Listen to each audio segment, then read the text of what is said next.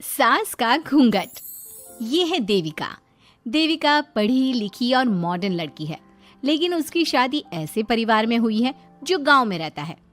भले ही ये 21वीं सदी है, लेकिन देविका की ससुराल वालों की सोच वो तो 18वीं सदी से आगे बढ़ी ही नहीं। आइए जानते हैं क्या होगा जब शहर की पढ़ी लिखी और मॉडर्न लड़की फंस जाएगी संकीर्ण मानसिकता वाले माहौल में। सागर, ये तुम्हारे गांव में सबने इतने लंबे लंबे घूंघट क्यों कर रखे हैं? और ये सब मुझे इतना घूर घूर कर क्यों देख रहे हैं? अरे यार, तुम भी घूंघट कर लो ना, इसीलिए तो देख रहे हैं सब तुम्हें। कम ऑन सागर, मैं घूंघट नहीं कर सकती। तुम्हें पता है ना मैं कौन हूँ। लेकिन देविका, मेरे पिताजी, चाचा जी, बड़े भैया और जीजा जी ने तुम्हें बिना घूंघट के देख लिया ना तो बहुत गुस्सा होंगे और न जाने कौन कौन से फरमान सुनाएंगे। घर चलो, देखा जाएगा जो होगा। सागर देविका से कई बार कहता है कि वो घूंघट कर ले, लेकिन देविका सागर की नहीं सुनती और अपने ससुराल के दरवाजे पर पहुंच जाती है। जब देविका वहां पहुंचती है तो देखती है कि उसकी सास बिमला, चाची सास कम्मो और जेठानी सुजाता ने लंबा सा घूंघट कर रखा था, पर उनकी ननद वीना ने घूंघट नहीं किया हुआ था। लेकिन हाँ, उसने सर पर सलीकी के साथ दुपट्टा जरूर ओढ़ा हुआ था। सागर अपनी पत्नी को सबसे मिलवा रहा होता है, तभी सागर के पिता जोगिंदर बोलते हैं, सागर, तूने बहू को इस घर के तौर तरीके नहीं समझा।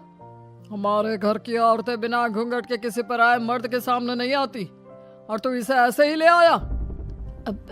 पिताजी, मैं समझा दूंगा। वो नई नई शहर से आई है ना, इसलिए उसे पता नहीं है। सागर की बात सुनकर उसके चाचा जी महेंद्र बोलते हैं, ये बात तो तुझे गांव में कदम रखते ही अपनी बीवी को समझानी चाहिए थी। हमारा गांव में बहुत नाम है। तेरी बीवी ऐसे गांव भर में घूमेगी तो क्या इज्जत रह जाएगी हमारी। ये बोलकर जोगिंदर और महेंद्र वहां से चले जाते हैं। शाम को घर की सारी औरतें खाने की तैयारी करती है। खाना तैयार हो जाता है, लेकिन घर की कोई भी औरत खाना नहीं खाती। बहुत रात हो जाती है, तब देविका कहती है, सासू माँ, खाना बने हुए तो देर हो गई, रात भी बहुत हो गई है, हम लोग खाना क्यों नहीं खा रहे हैं? अरे बहू, ये क्या बोल रही हो? हमारे यहाँ घर की औरतें तब तक खाना नहीं खाती जब तक घर के मर्द खाना ना खा ले।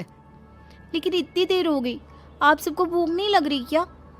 तभी देविका की जेठानी सुजाता कहती है, लग तो रही है, लेकिन यहाँ की यही रीत है, ये निभानी तो पड़ेगी ना। भाभी जी, ये रीत नहीं है, औरतों को प्रताड़ित करने का एक तरीका है। अगर इस घर के आदमी पूरी रात नहीं आए तो पूरी रात खाना नहीं खाओगी क्या?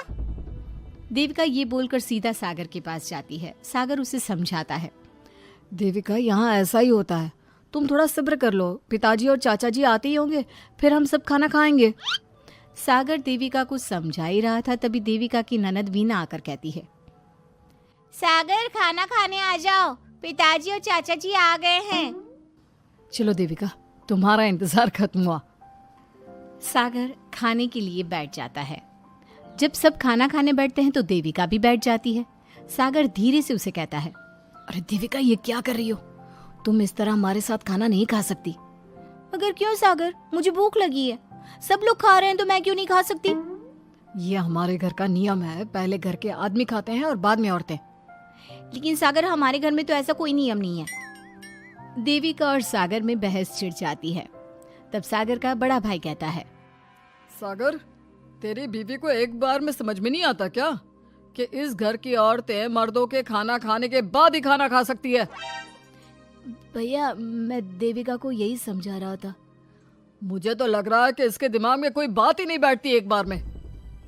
भैया, मेरे दिमाग में बात तब बैठेगी ना जब आपकी बात कोई ढंग की होगी। अरे आखिर क्यों घर की औरतों को आप लोगों की बात खाना मिलेगा? हाँ, अब से पहले घर की किसी औरत ने घर की किसी मर्द से इस लहजे में बात नहीं की थी, इसलिए वो सब देविका की बात सुनकर हैरान रह गए। तभी सागर की जीजा और वीना के पति कल्याण जी कहते हैं, ये क्या है सागर, इस घर की दीवारों को औरतों की इतनी ऊंची आवाज सुनने की आदत नहीं है। अपनी बीवी को बोल जरा होश से काम ले और चुपचाप चली जाए। क्यों चली जाऊं मैं चुपचाप? इस घर की औरतें आपकी हर बात बर्दाश्त कर लेंगी, लेकिन मैं शहर की पढ़ी लिखी लड़की हूँ। आपके कोई भी फालतू के रीति रिवाज मैं नहीं बर्दाश्त करने वाली।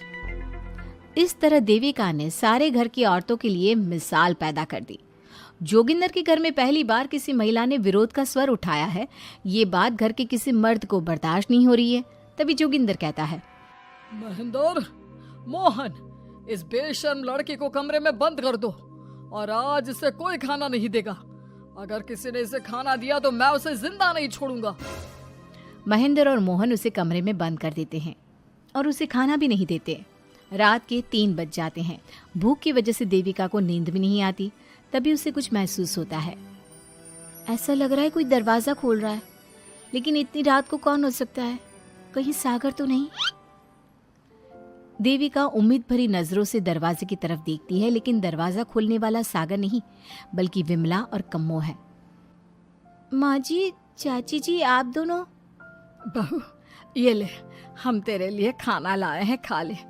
और ये बात ना तो किसी को बताना मत कि हमने तुझे खाना दिया है, नहीं तो हमारे मर्द मार मार कर हमारा बुरा हाल कर देंगे। माँ जी, आप यहाँ इतना घुट घुट कर क्यों रहती हो? देविका, अब तू भी इस घर की बहू है, तू भी हमारी तरह रहना सीख ले। इस घर के कायदे कानून अपना ले। इस घर के मर्द तो कभी बदलने वाले हैं नहीं बहू, तो तू ही बदल ले अपने आप को। माँ जी, बदलाव अच्छे के लिए हो तो हमें बदलना चाहिए। बेकार और बेतुकी बातों का तो विरोध करना चाहिए। दोनों ने देविका को समझाने की कोशिश की, लेकिन देविका ने उल्टा उन्हें ही समझा दिया। इसी तरह एक दिन देविका किसी बात पर जोर जोर से हंस रही थी। तभी देविका की सास विमला ने उसे टोकते हुए कहा, अरे बहू, तू इतनी जोर जोर से क्यों हंस रही है? हमारे घर की औरत इतनी जोर जोर से नहीं हंसती।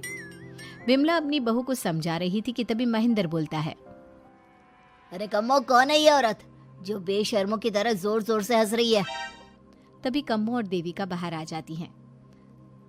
जी वो मैं हंस रही थी चाचा जी, अब आप लोग हंसने पर भी पाबंदी लगाओगे क्या? तुम जैसी बदतमीज लड़कियों से मैं बात नहीं करना चाहता, लेकिन कान खोलकर सुन लो, इस घर की औरतें इतना जोर जोर से नहीं हंसती। और हाँ, तुम्हें पहले ही बता चुके हैं कि इस घर की दीवारों को औरतों की तेज आवाज सुनने की आदत नहीं है।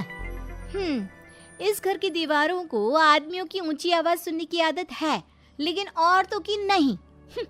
चाचा जी, आपके घर की दीवारें तो बहुत दोगली है। हर पाबंदी औरतों के लिए क्यों चाचा जी? औरतें ये नहीं कर सकती, औरतें वो नहीं कर सकती। औरतें सांस ले सकती है या उस पर भी पाबंदी है? चुप हो जाना बहू, मत बोल और घूंघट कर ले। ये तेरे चाचा ससुर है, थोड़ा तो लिहाज कर। कम्मो के समझाने पर भी देविका चुप नहीं होती। वो महेंद्र से ऐसे ऐसे सवाल पूछती है जिनका जवाब उसके पास होता ही नहीं। महेंद्र गुस्से से सागर को आवाज देता है। महेंद्र की आवाज सुनकर घर के सभी आदमी बाहर आ जाते हैं। जी चाचा जी, आपने बुलाया? अपनी मुंह जोर बीवी को यहाँ से ले जाने तो कुछ अनर्थ हो जाएगा। क्या हुआ चाचा जी? तेरी बीवी जिस तरह से मुझसे बात कर रही है, छोटे बड़े की तमीज नहीं है इसे।